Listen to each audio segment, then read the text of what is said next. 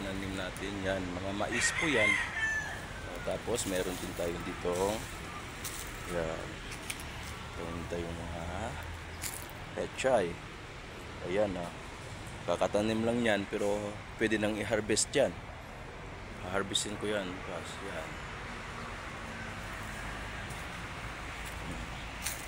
Posto, kalabasa.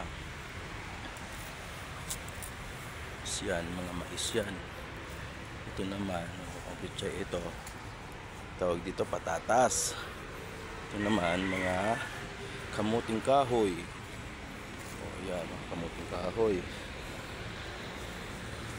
Yan. Iikot ako sa hacienda ko. Yan, mga kalabasa yan Yan, mga kalabasa yan.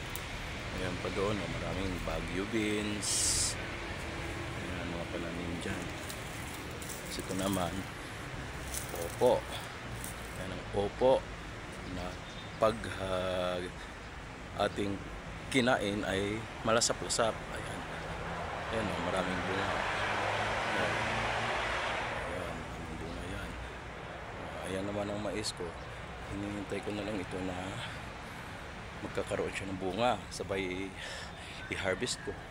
Tapos yan mga yan gaganda ng bunga ng opo natin ang dami niya sa taas. Ayan, opo yan.